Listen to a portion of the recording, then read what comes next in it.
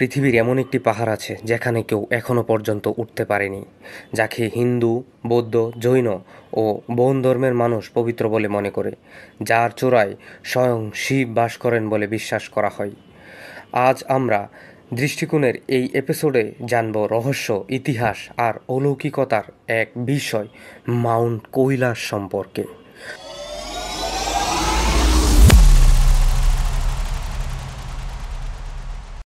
Mount Kailash অবস্থিত চীনের তিব্বত স্বায়ত্তশাসিত অঞ্চলে, হিমালয়ের পশ্চিমাংশে। এই পর্বতের চূড়ায় কেউ এখনও পর্যন্ত উঠতে পারেনি। এর কাছে গেলে মানুষের বয়স অস্বাভাবিকভাবে বেড়ে যায়, বড় হয়ে যায় মানুষের নখ ও মাথার চুল। বলা হয়ে থাকে, এখান থেকে রাতে অস্বাভাবিক কিছু শব্দ আসে ও মাঝে মাঝে অস্বাভাবিক কিছু দেখতে পাওয়া যায়। সমুদ্রপৃষ্ঠ থেকে এ পাহাড়ের উচ্চতা প্রায় ৬,৬৩৮ মিটার। যদিও এই পর্বত এভারেস্টের মতো সবচেয়ে উঁচু পর্বত নয়, কিন্তু এভারেস্ট অজেয় পর্বত শৃঙ্গ নয়, অথচ কৈলাসের শিরে অজেয় তকমাটি বসানো আছে। এছাড়াও রহস্য এবং ধর্মীয় গুরুত্বের দিক থেকে কৈলাস অনেকের কাছেই শীর্ষে। হিন্দু ধর্মে কৈলাস পর্বতকে শিবের বাসস্থান বলা হয়, তার নৃত্যভূমি, যেখানে বিরাজ করেন শিব ও পার্বতী।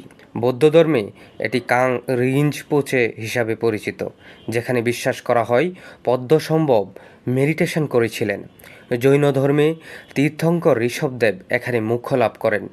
আর বৌদ্ধ ধর্মে মাউন্ট কৈলাস হচ্ছে আত্মিক শক্তির কেন্দ্র, একটি মাত্র পর্বত, চারটি প্রধান ধর্মের কাছে সমানভাবে পবিত্র। বিশ্বাস করা হয় যিনি কৈলাসে উঠবেন তার মৃত্যু অনিবার্য। চীন সরকারও এই পর্বতে আরোহণ নিষিদ্ধ করেছে।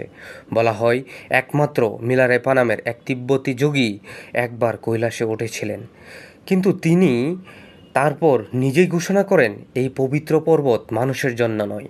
আজ পর্যন্ত কেউ বৈজ্ঞানিকভাবে প্রমাণ করতে পারেনি কেন এই পর্বতে মানুষ আজ পর্যন্ত উঠতে পারেনি।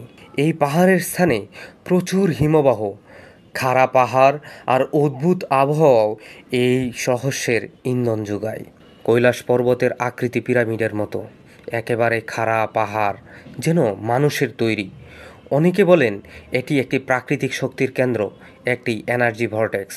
কৈলাস পর্বতকে অতি দুর্গম করে তুলেছে তার খাড়া বরফাবৃত ঢাল, হাড় কাঁপানো ঠান্ডা ও সর্বদা বয়ে চলা জোরু হাওয়া। পর্বতারোহীরা একে প্রায় অসম্ভব বলে স্বীকার করেছেন। 1926 সালে হিউ রুজলেট কৈলাসের উত্তর দিক পর্যবেক্ষণ করে জানান এটি আরোহণের অযোগ্য একটি পাহাড়। তার সঙ্গী কর্নেল উইলসন দক্ষিণ পূর্ব দিক থেকে আরোহণের চেষ্টা করলেও প্রবল তুষারপাতের কারণে ব্যর্থ হন। 1936 সালে অস্ট্রিয়ান পর্বতারোহী হারবার্ট টিচি স্থানীয় তিব্বতীদের কাছ থেকে জানতে পারেন শুধুমাত্র একেবারে পাপ শূন্য মানুষ কৈলাসে উঠতে পারে, তাও পাখিতে রূপান্তরিত হয়ে। এই বিশ্বাস কৈলাসের আধ্যাত্মিকতা ও রহস্যকে আরও গাঢ় করে তোলে।